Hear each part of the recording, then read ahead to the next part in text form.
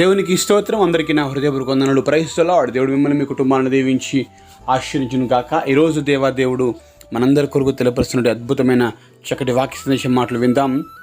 పేతురు రాసిన మొదటి పత్రిక 2వ అధ్యాయం 9వ వచనము. మీరు చీకట్లో నుండి ఆశ్చర్యకరమైన తన వెలుగులోనికి మిమ్మల్ని పిలిచిన వాని గుణాతిశయములను ప్రచురము చేయు నిమిత్తము ఏర్పరచబడిన వంశమును, రాజులైన యాజక సమూహమును, పరిశుద్ధ జనమును, దేవుని సొత్తైన ప్రజలునై ఉన్నారు. దేవునికి సమస్త మహిమ కలుగును గాక. ఈ గొప్ప వాగ్దానము మనందరి జీవితాలు కూడా నెరవేర్చబడును గాక. ఆమెను. ప్రియాతి పిల్లలు, దేవుని బిడ్డలారా, ఈరోజు దేవుడు మనకు తెలియపరుస్తున్న మాట ఏంటంటే, దేవుడు మనల్ని పిలుచుకున్నాడు. ఎక్కడి నుంచి పిలుచుకున్నాడు? చీకటిలో నుండి, చీకటిలో, అంధకారంలో, బంధకాలలో, అనేక రకాల సమస్యల్లో ఉన్నటువంటి మనల్ని ఆశ్చర్యకరమైన తన వెలుగులోనికి, ఆశ్చర్యకరమైన తన యొక్క ఆశీర్వాదంలోనికి దేవుడు మనల్ని పిలుచుకున్నాడు.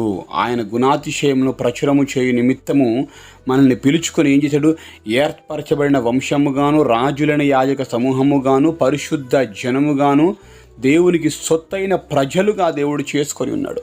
ఈరోజు నేను అనుకుని బాధపడతాను, నన్ను ఎవరు పట్టించుకోవట్లేదు, నేను బంధకాల్లో, ఇబ్బందుల్లో, సమస్యల్లో, అనేక రకాల చిక్కుల్లో, చికాకుల్లో, పోరాటంలో ఉన్నాను, నన్ను అందరూ తృణీకరించి వేశారని అనుకుంటూ బాధపడుతుండొచ్చు. కానీ దేవుడు చెప్తున్న మాట ఏంటంటే, నిన్ను నేను తృణీకరించలేదు. మనుషులందరూ తృణీకరించినా కానీ నిన్ను నేను ఒక సొత్తైన నా జనాముగా, ప్రజలుగా నేను చేసుకొని ఉన్నాను. నీవు నా సొత్తు అని దేవుడు నీకు తెలియపరుస్తూ ఉన్నాడు.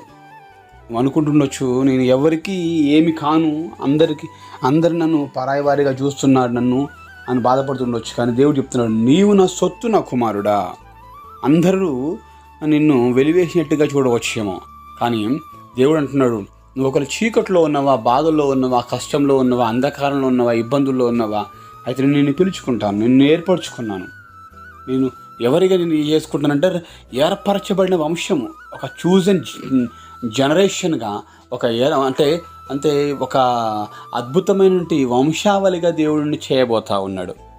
అనుకుండొచ్చు, నా వంశము, నా స్థితి, నా గతి, నా పరిస్థితి అన్నీ కూడా దయనీయంగా ఉన్నాయి, అల్పమైనది, పనికిరానిది అని అందరు నన్ను వెలివేశారని అనుకుంటుండొచ్చు. కానీ దేవుడు చెప్తున్న మాట ఏంటంటే, నిన్ను ఎంతమంది వెలివేసినా, ఎంతమంది త్రోసివేసినా కానీ నేను మాత్రము సెలక్షన్ చేసుకున్నాను, నేను ఏర్పరచుకున్నాను. ఒక రాజులైన యాజక సమూహముగా చేసుకున్నాడు దేవుడు. ఎంత గొప్ప దేవుడు అండి.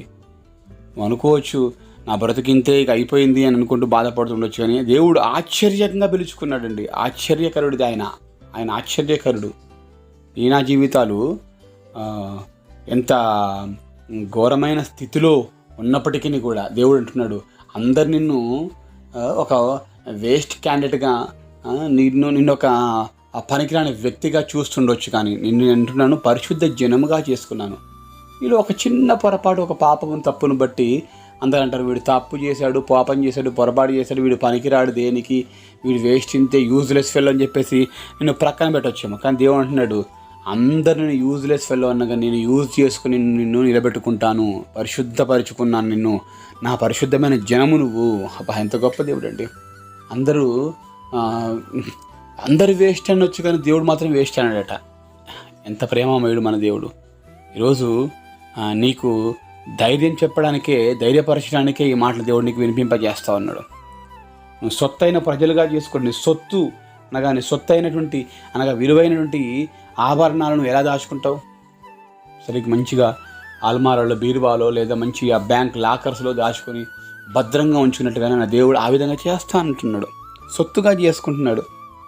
నీ పరిస్థితి ఎలా ఉన్నాను కానీ దేవుడు చెప్పే మాట ఏంటంటే, నేను నిన్ను కనుపాపను కాచుకుంటాను. నువ్వు నాకు ఎవరితో సమానము? పరాయి వ్యక్తిగా కాదు, నువ్వు నా కుమారుడుగా, కుమార్తెగా సమానం నా బిడ్డ అని చెప్తున్నాడు. ఇదిగో, తప్పిపోయిన స్థితిలో నీవు ఉన్నావా? నిన్ను చేర్చుకుంటాడు. తప్పిపోయిన కుమారుని దేవుడు చేర్చుకున్నట్లుగానే అంతకంటే ఎక్కువైన ప్రేమమైన దేవుడు ఆశ్చర్యకరమైన తన ప్రేమ ద్వారా నిన్ను ఏర్పాటు చేసుకున్నాడు. నీ స్థితి, నీ గతి, నీ పరిస్థితి ఏదైనా అన్నిటిని మర్చిపో. దేవుడు నన్ను ఈరోజు ఒక మంచి వ్యక్తిగా, గొప్ప వ్యక్తిగా చేస్తానని మాటిస్తున్నాడు.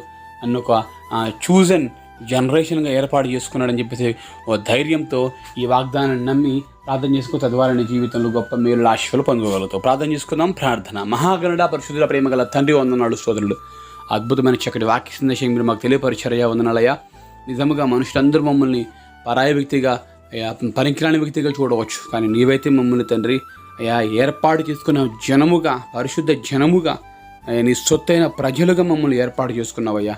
మేము ఒకప్పుడు చీకట్లో, అంధకారంలో, బంధకాల్లో, సమస్యలు, ఈ ఇరుకుల్లో, ఇబ్బందుల్లో, అసమాధానంతో, సమస్యల మధ్యలో ఉన్న మమ్మల్ని తండ్రి ఆశ్చర్యకరమైన ప్రేమ ద్వారా మమ్మల్ని ఏర్పాటు చేసుకొని, మమ్మల్ని పిలుచుకొని, మమ్మల్ని ధైర్యపరిచినందుకు వందనాలు స్తోత్రం చెల్లించుకుంటూ యేసు నామములో అడిగి వేడుకొని పొందుకొనుచున్నాం మా ప్రియ పరలోకమందున తండ్రి. ఆమేన్.